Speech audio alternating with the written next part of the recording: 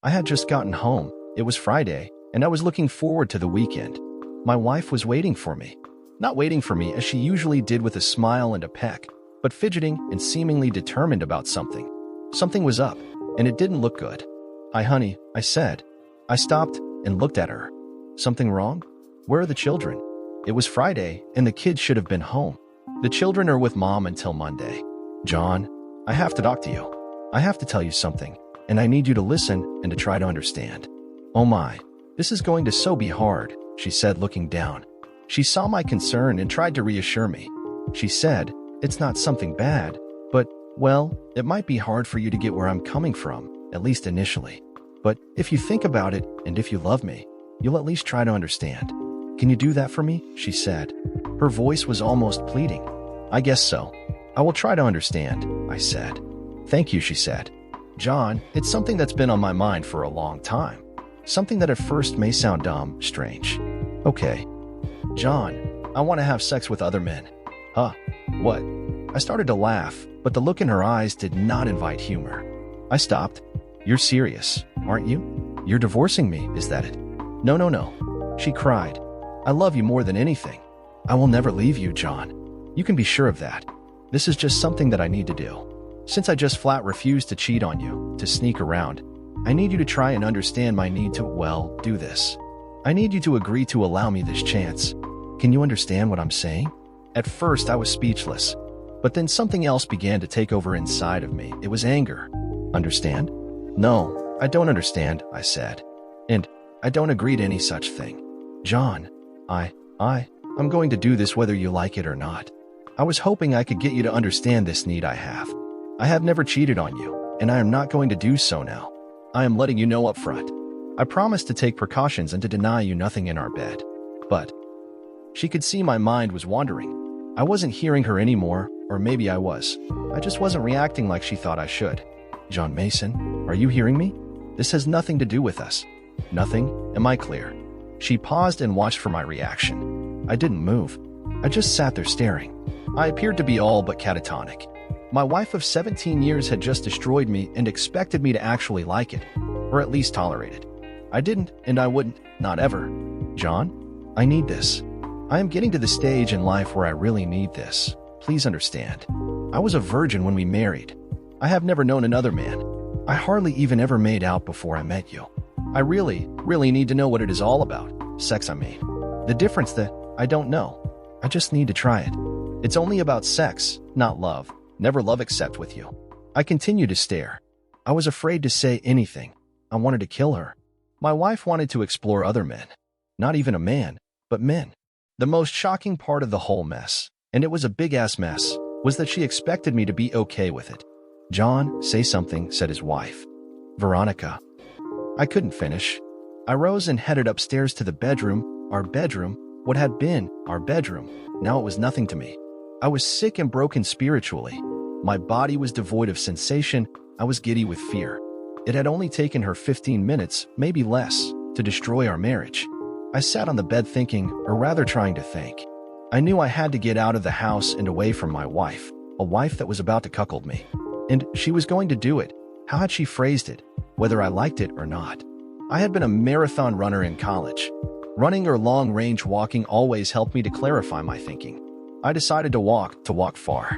I changed out of my suit and into loose-fitting jeans, a Henley, and my $200 running shoes. I grabbed my wallet, a cap, and my sunglasses. I went back downstairs. Veronica was still sitting where she had when she announced her plans to experiment sexually with other men. I stood for a moment staring at her once again. She seemed a stranger to me. I looked back at her, my hand on the doorknob. "Who are you?" I said. I turned and walked out the door. "John, where?" Her words were lost as I slammed the door hard behind me. I moved at a rapid pace. I was already past the neighbor's house when I heard her yelling for me to come back and talk to her. She caught up to me and walked beside me until she was out of breath. "John, where are you going?" We need to talk. I love you. I am not doing this to hurt you. There is still in us, really. I love you. Please come back. John." She gave up. I think she collapsed on the sidewalk, but I didn't turn to see. I couldn't look at her. She was in no way able to maintain the pace I was setting. I could still do a marathon in under than 3 hours, no sweat. Soon I was 2 blocks up the street, and she was no longer anywhere to be seen. I turned the corner and changed gears. I went into overdrive, as I called it. I was cruising. I could go forever at this pace, and maybe I would. We'd met in college. She was handing out cups of water to participants in a 10K tri-meet. I had won the race that day. I had won, I later told her, because I was trying to get back to find her before she got away from me. I had caught her just in time, just before she would have been lost in the crowd of fans, family members, and supporters. We'd hit it off immediately. She was a secretary to the dean of the business school. She'd never finished college, but she had managed to land a sinecure of a job because of her attention to detail and her ability to navigate around the printed word. I was a grad student at the time in electronics and computer science, a double major. We dated for 6 months before we had sex, and it was mind-blowing. Though a virgin, the girl could fuck, and she loved it. It never occurred to me at the time, but she was a natural-born slut. There were signs, she just never became one. 4 months after my graduation, and 14 months after we'd met, we married. I was 26, and Ronnie was a year older than me at 27. Yes, and I'll say it again, she was still a virgin at age 27.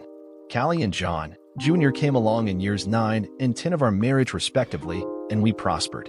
Ronnie was still a secretary for the dean, and I was working as a computer systems engineer for Peters Limited, a company that was doing cutting-edge research and development for the military.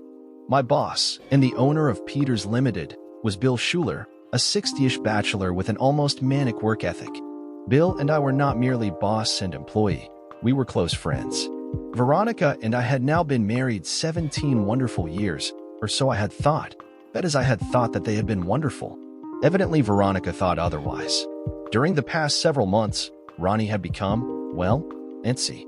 No big G, just kinda short with me on occasion and less often with the children as well. This last had caused a couple of pretty heated arguments. Being short with me was one thing, but not with the children. I wasn't going for that. I considered that she might be going through the change of life. I wasn't much up on female biology, but I was aware of some things. I had been meaning to check into it more, but I just never got around to it. Now, as I walked, I wished I had. I don't know where your brother is, Roberta, Bobby.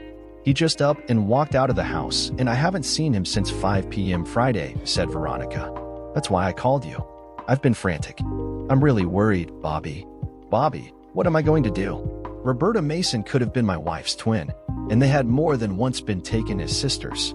Both had flowing red hair, curvaceous figures, and the cutest freckles that any man could want. Roberta was maybe an inch taller than Ronnie at 5'7", but otherwise they were near clones of each other. But Bobby was very different in personality. She was tough-minded, slow to speak unless challenged to do so, and still single at age 40. No, she wasn't gay, but she liked being independent, and so she was. Are we talking about our John, my brother? Said Roberta Mason. This is not like him. We had a little tiff, and he just up and walked out. I tried to get him to talk to me, but he wouldn't, said Veronica. Ronnie, we'll find him. I don't know what you two argued about, but if he walked out on you and his children, it had to have been something pretty bad. I don't suppose you'd like to enlighten me, said Bobby. It's personal, said Veronica. And it was certainly nothing that should have caused him to leave us. I told him a dozen times I loved him. Why can't he get that through his head? Well, I don't know, but when we find him, I'm gonna find out. Anyway, you waited long enough to call me. He's had 2 days head start, said Roberta. Her words carried a hint of sarcasm. The two sisters-in-law got along well, but Roberta, a psychologist, always felt that Veronica was a little ditzy. Which way did he go? Said Roberta. He was on foot, you say. What was he wearing? He went east toward Baxter. A dark green t-shirt and jeans. A Cubs baseball cap too, I think, said Veronica. His coat? Prompted Roberta. No, he wasn't wearing a coat. Geetsis, Ronnie, it's freezing out there. He didn't take a coat. He didn't drive his car. Well, he couldn't have gotten far. We should be able to find him. Toward Baxter. Yes. Well, he can't be heading there. It's more than 100 miles away. But you say in that general direction. Okay, stay here and man the phone in case he calls. I have my cell. Keep me informed, said Roberta. I will, said Veronica. The road was icy, so Roberta Mason was driving under the speed limit. She was 10 miles out of town when her cell rang.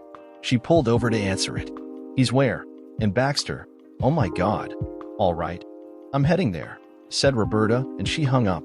The lockup in Baxter, a town of 150, seldom had anyone in residence. But tonight it had me. And I didn't give shit. The meal was hot and the cell was warm. Life couldn't get any better than this, I thought sardonically. I heard the steel door at the end of the hall clang open. I couldn't see who was coming, but the footsteps alerted me to someone coming to see me.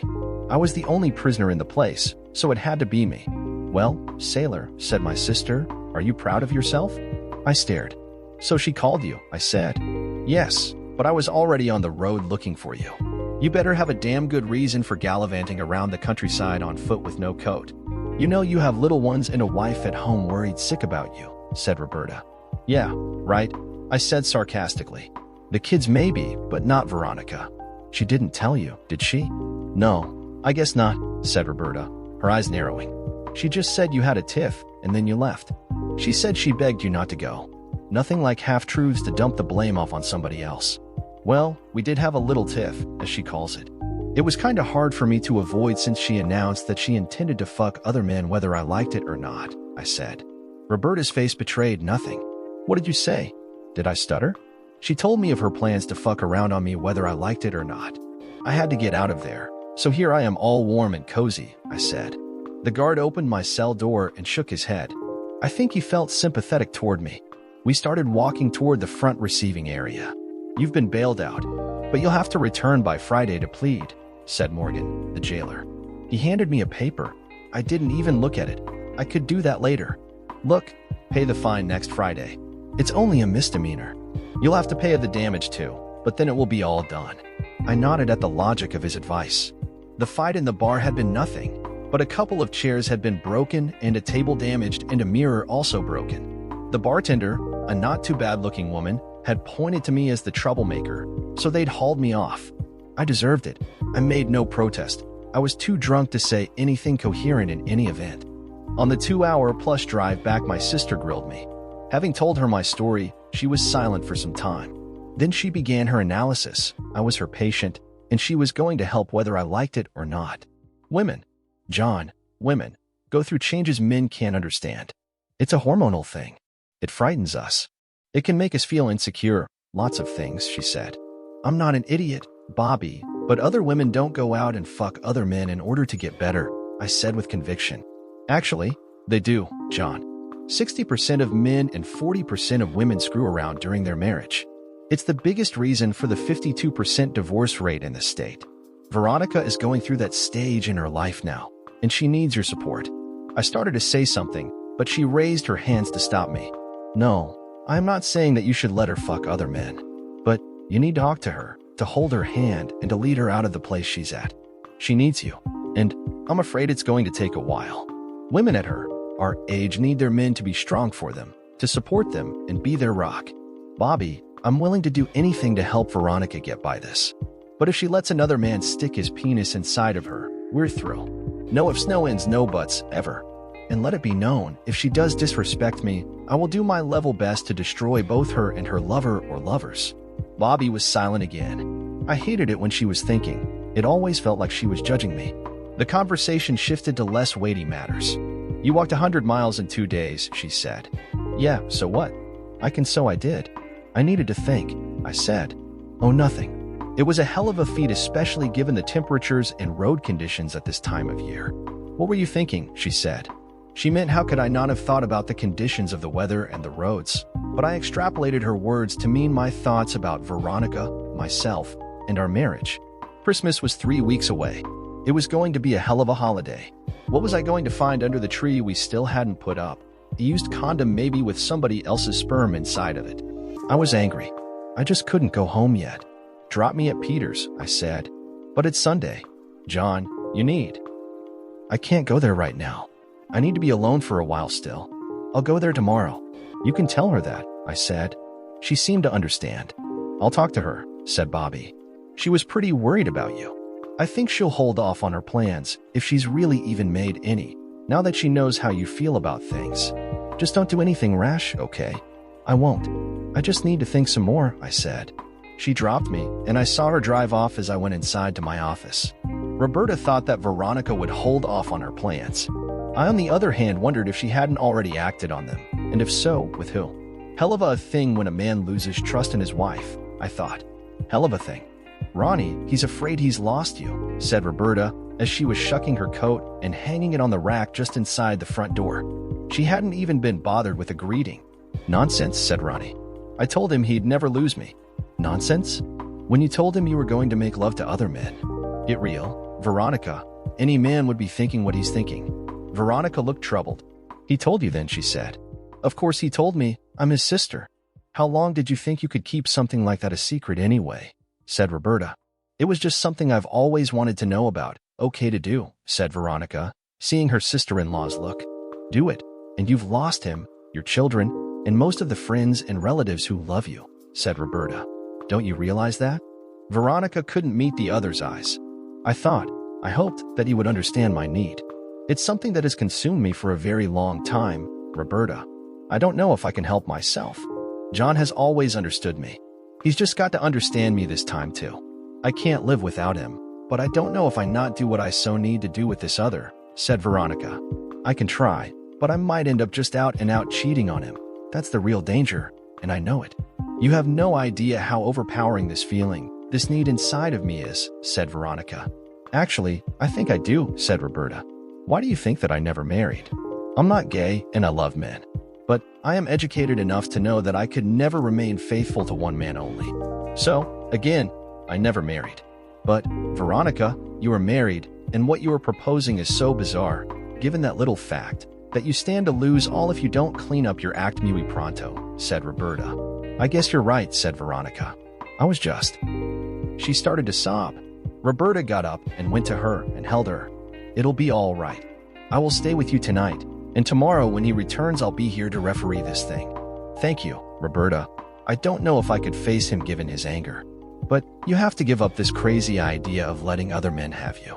But even more than that, you have to convince your husband that he has nothing to fear, and that may be one very large task, said Roberta.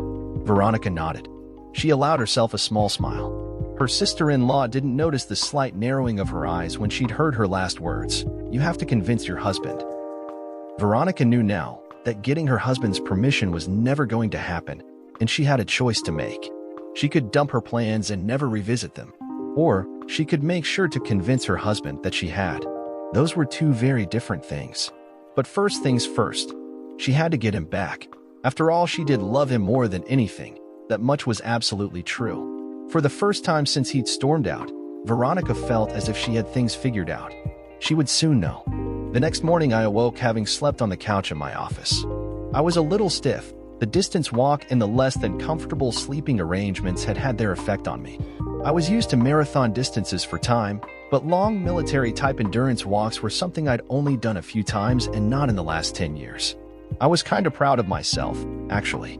I hadn't lost it, not yet. I pulled up in front of the house a little after 10 a.m.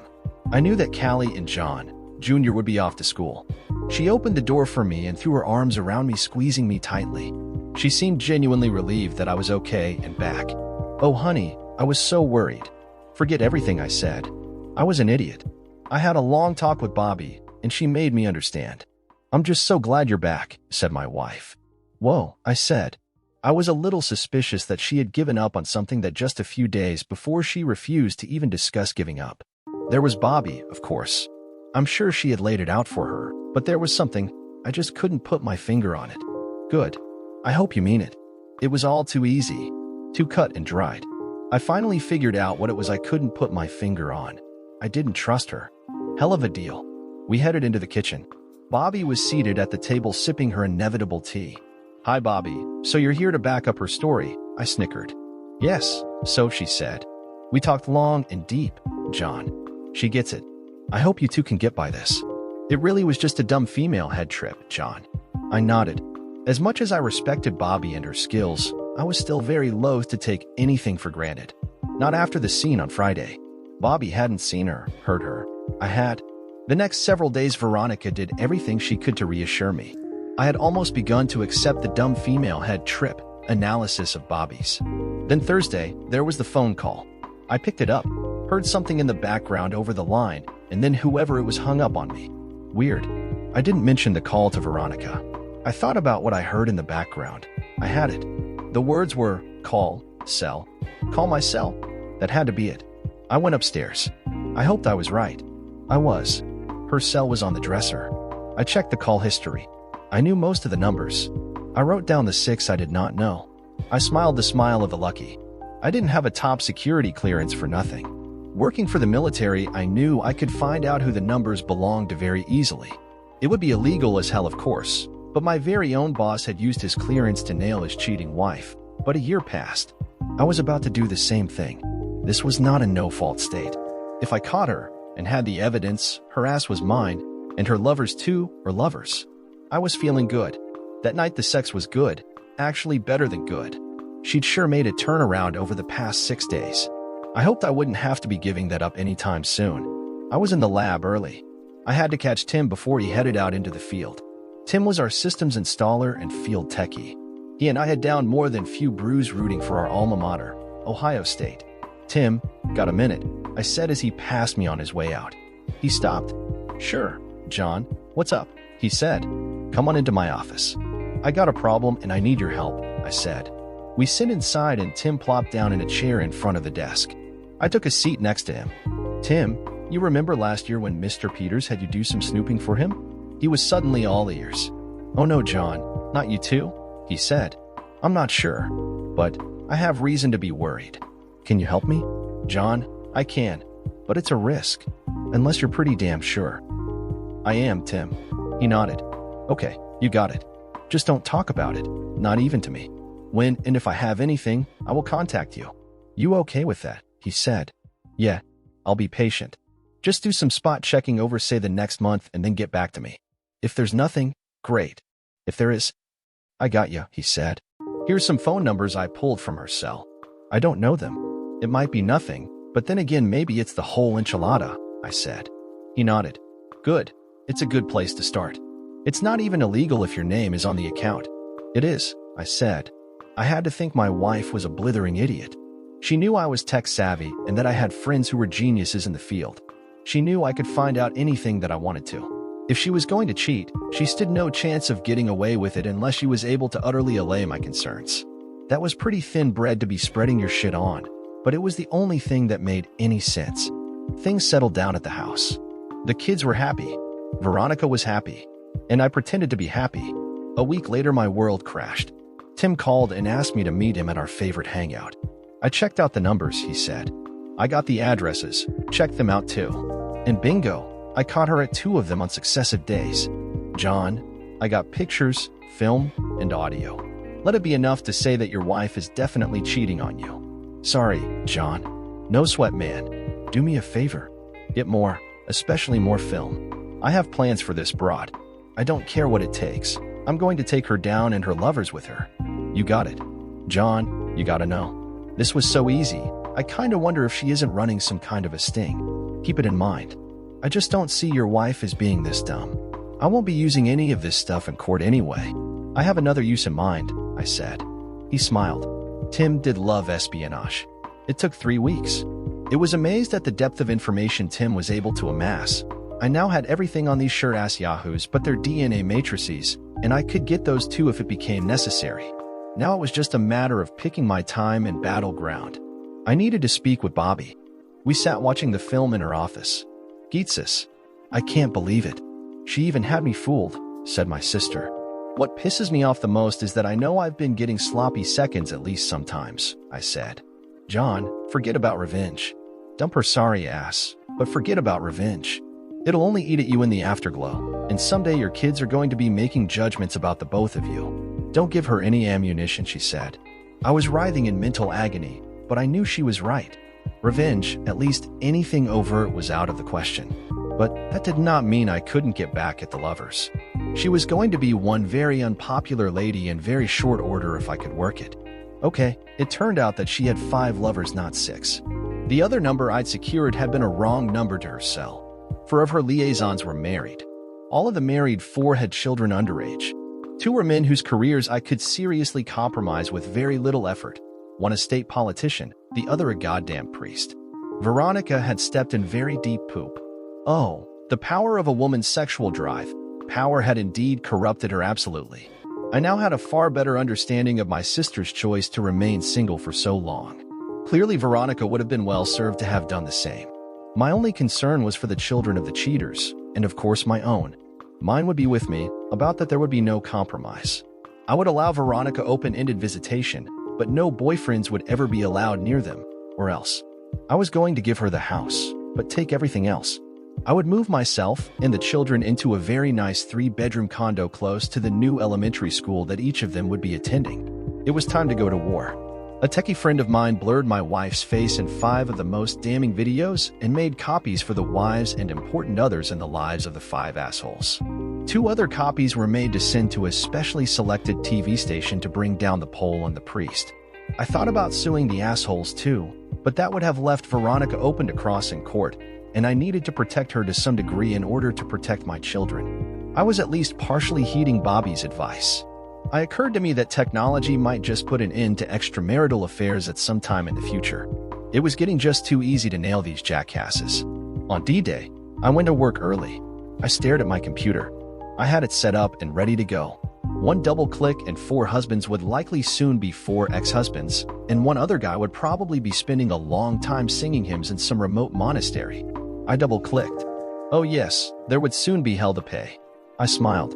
I was Joshua at the walls of Jericho, and damn, walls would be a-tumbling down, down, down.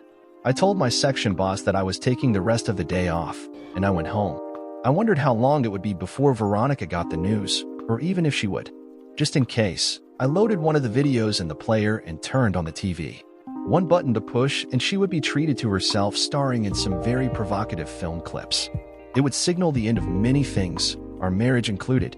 I went upstairs to take a nap. I had a thought. I went to the phone, picked up the pad there, and wrote a note on it. It said simply, "Play video." An hour later, I heard her car and the garage door open and close. She was home. I waited till the top of the stairs, more or less out of sight. I saw her stop in front of the TV and read the tape note. She walked over to the player and punched the start button. I could see she was nervous. I couldn't see the video as it played, but no more than 1 minute into it she fainted. The video continued to play. I came downstairs and turned off the machine. She came to about half an hour later. I was sitting on the couch waiting for her to come out of it. She saw me. "I guess you hate me, don't you?" she said, groggily. "Yes." "No chance for me?" "None," I said. "I will give you the house. The kids will live with me. Everything else, stocks, bonds, savings will be mine. If you don't fight me, I will let you save a modicum of your self-respect. If you do fight me, I will ruin you." "John, I'm sorry. I don't know what to say. I needed to do it or thought I did. I'm sorry. I know you are Veronica. But what you've done is unforgivable, way, way beyond the pale. I warned you. Now it's caught up with you, and the men too. As we speak, they're in the process of being ruined. I wouldn't be answering your cell anytime soon. You're not going to be real welcome around them is the way I figure it. I have already leased a place. The children will be taken there by Bobby after school today. You will be allowed visitation whenever you want, but none of your men friends, not ever them. Are we clear?" She nodded. So far to her credit, she hadn't begun to cry or make excuses. I figured that at least the tears would come about 2 minutes after I left. I proceeded to do that now. All of the marrieds were divorced by their wives and taken to the cleaners. The priest was reassigned, but I never discovered where. The Pole is now selling used cars. Veronica still works for the dean. She sees the children often. It was a task to have them understand why Mommy wasn't living with us anymore. But somehow we got by it. Veronica dates every once in a while. I think some of her office friends fix her up, but that's just speculation. I know for a fact that the idea of slutting around no longer has any appeal for her. She'll be with us at Christmas. She's still family, but she knows she blew it big time and has had the decency not to push it with me. Sex, sex, sex, it can be such a killer. Dear listener, if you have reached this far, please click on the subscribe button. It will be a great help.